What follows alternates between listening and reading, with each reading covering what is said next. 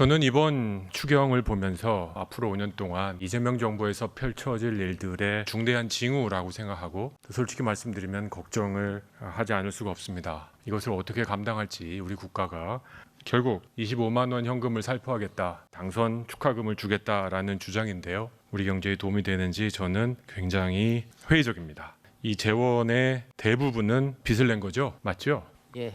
국채 발행이 얼마죠? 19.8조입니다. 근데 국회 예산정책처에서 꼭 집어서 외평채 3조 감축도 솔직히 국채로 떼온 거니까 22.8조 맞죠? 예산정책처가 이렇게 지적한 내용을 그대로 반영하게 되면은 외평채를 축소를 안 하게 되면은 추가로 국채 발행물이 늘어나는 그런 문제가 있으면 서로 이제 스위치되는 문제입니다. 그렇죠. 그래서 저는 솔직하게 얘기하면 30조 추경하느라고 22.8조 국채 발행한 겁니다. 제가 22.8조의 국채 발행을 우리 5,100만으로 나눠봤습니다. 그랬더니 1인당 내야 될 추가 세금이 45만 원입니다. 결국 15만씩 나눠갖고 45만 원씩 더 내자. 이게 추경의 핵심입니다. 이 국채 발행 이재명 대통령 호주머니에서 돈 내는 거 아니죠? 결국 국채로 메꾸는 건 세금을 더 걷는 수밖에 없고 전 국민에게 45만 원씩 세금을 더 부과하겠다라는 게 추경의 이름으로 이재명 정부가 전 국민에게 주는 첫 번째 선물입니다.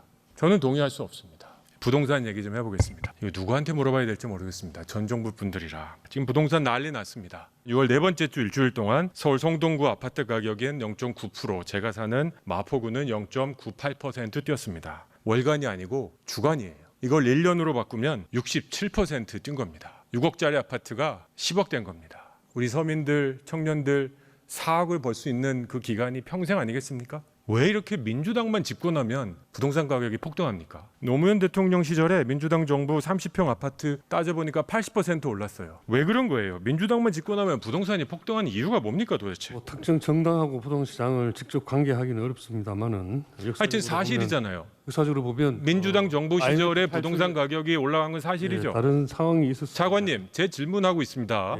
제 질문하고 있어요. 예, 질문하셔서 답변을 드립니다. 민주당 정부 시절에 부동산 가격이 폭등한 건 사실이죠. 네, 그렇습니다. 예. 네, 그렇게 얘기하면 되지. 뭘 그렇게 변명을 하시라고 그러세요? 자, 진보 정부마다 부동산을 폭등하고 있고 태어난 지 한 달도 안 된 정부 또 여전히 국민들이 그냥 폭등하는 부동산을 따라잡으려고 지금 다들 힘겨워하십니다. 지난주 아주 폭탄 대책을 내놓으셨죠. 6억 이상 대출 못 받게 하는 거. 국토부에서 대통령실하고 상의하셨어요? 관계부처 간의 협의를 거쳐서 자, 발표된 대통령실하고 상의하셨습니까? 상의향으로 알고 있습니다. 예. 근데 왜 대통령 대변인한 사람은 대통령실 정책이 아니라고 거짓말을 합니까? 아니, 임명된 지 며칠이나 됐다고 벌써 거짓말을 하는 대통령실입니까? 상의하셨다 그랬죠. 그러면 그 대변인은 핫바지입니까? 아니면 거짓말한 겁니까? 분명히 상의하셨다고 그러셨습니다. 관계부처 간의 협의를 했고요. 대통령실 동의한 겁니까? 반대하지 않았죠? 예, 그렇게 인지하고 있었던 것으로 알고 있습니다. 그러면 정책을 실패했다고 사과를 할 일이지. 이건 금융의 정책이고 대통령실 모르는 일이다. 금융위 관계자 나왔습니까? 이거 어떻게 보십니까? 대통령실하고는 상관없는 내용입니까? 그 관계부처 협의하고 그 필요한 부분은 조율을 했고요. 그 대변인 그 발언과 관련해서는 대통령실에서 그 이후에 좀 정정하는 내용으로 기자단 공지를 한 걸로 알고 있습니다. 왜 이렇게 벌써부터 잘하는 거는 다 우리 거, 못하는 거는 나가는 공무원들한테 미안합니다. 말을 제가 사과합니다. 이렇게 다 변명식으로 하는 정부, 이런 식의 정책 때문에 민주당이 집권만 하면 우리 국민들의 가장 많은 자산을 구성하고 있는 부동산 가격이 천정부지로 뛴다고 생각합니다. 67%의 부동산 가격 인상, 노무현 정부 5년 동안 30평짜리 부동산이 80%나 뛰는 이 상황.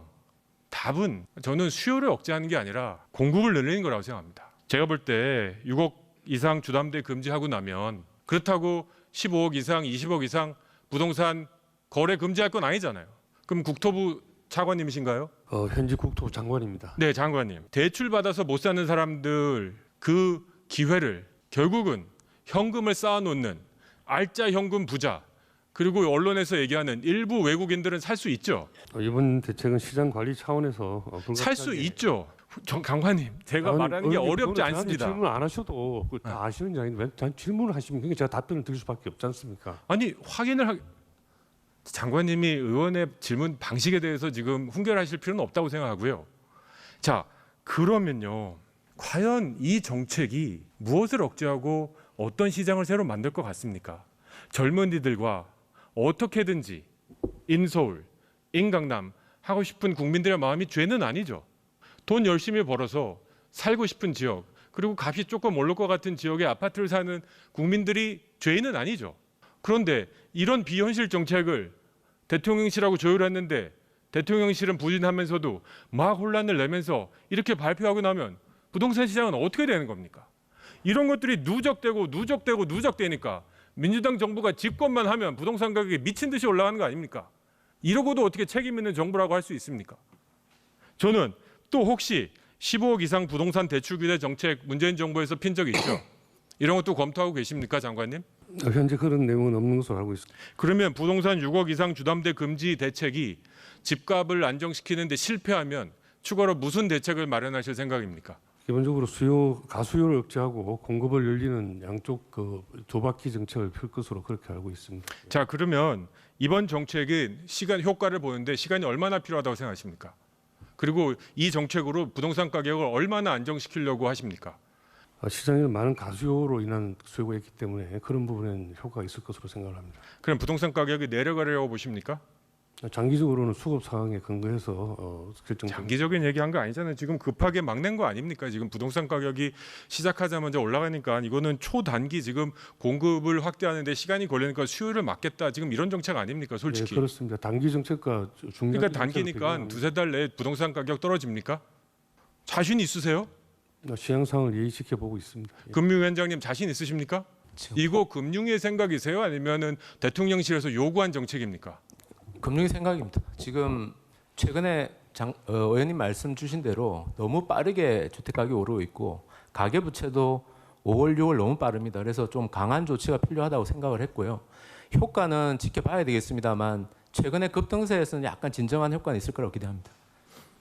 그건 거시적으로 저도 100번 양보해서 좀 진정해서 그럴 수도 있다고 생각해요.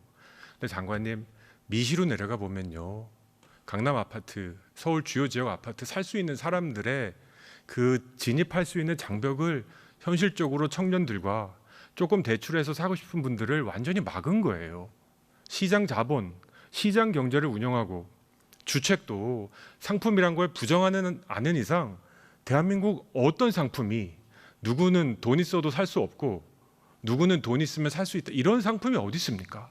대출 규제라는 거 이렇게 함부로 하는 거 아니에요. 이것이 가져올 효과, 거시적으로 한두 달 새에 잠깐 집값 내려갈 수는 있겠지만 이 청년들 열심히 일해서 맞벌이해서 서울 주요 지역에 아파트 하나 사고 크게 바라지도 않아요.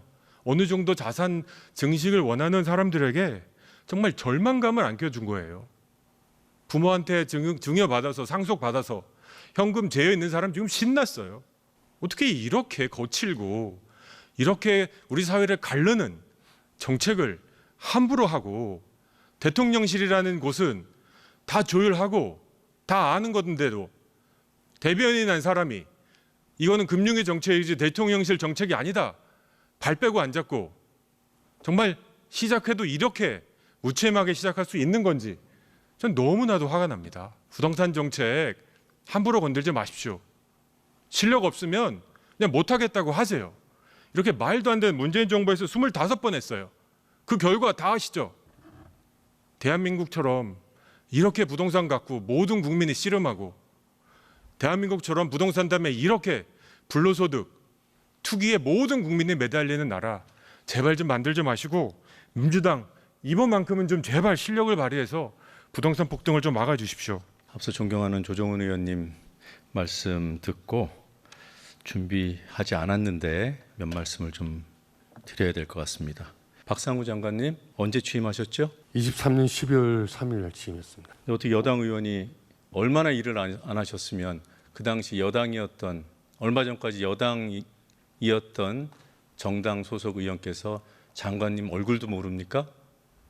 상임위원회가 달랐고요. 제가 모질했던 탓이 아니겠습니까?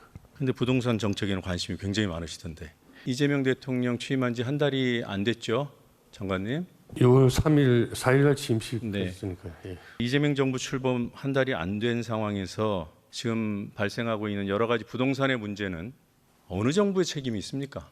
시장의 흐름이 물 흐르는 것 같아서 딱 잘라서 어디까지 누구 책임이고 어디까지 누구 책임이라고 이야기하기 어렵다고 생각합니다. 네, 그 말씀은 이해가 됩니다. 예. 그 연장선에 있는 거죠. 그렇습니다. 이유가 있고 결과가 나올 때까지 상당한 시일이 걸릴 수도 있고 또 아까 조정훈 의원님께서 대책의 문제에 대해서 비판하시던데 그런 부분이야 또 추후로 또 어떤 영향을 실제로 미치는지 파악하실 거죠?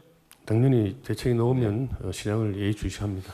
어떻게 출범한 지 한 달도 안 된 정부에게 지난 3년을 경제, 부동산 시장을 망친 정권 함께했던 당시 여당의 의원이 모든 책임을 현 정부에 돌리는 이게 정치적으로도 논리적으로도 도저히 이해가 안 되고 조금 전에 다른 말씀하시면서 언급했던 도덕적, 윤리적으로도 타당치 않다 이런 생각을 할 수밖에 없습니다. 불가피하게 민생 경제를 살리기 위해서 재정을 푸는 결정 어디 쉽게 하겠습니까? 어려운 결단으로 대통령 선거라는 계기를 통해서 공약으로 국민의 지지를 득한 다음에 그야말로 어렵게 하는 것인데 그게 대통령 주머니에서 돈이 나와야 하는 겁니까? 그러면 재정을 풀 때 안 풀어서 민생 경제가 파탄이 나고 경제가 침체된 책임은 그 당시 정권을 담당했던 국민의힘 정권 윤석열 내란 정부가 어떻게 책임지려고요? 국민의 지지를 바탕으로 결단의 차원으로 재정을 풀겠다는데 현금 살포라는 인식을 하고 있는 점이 가슴이 아픕니다.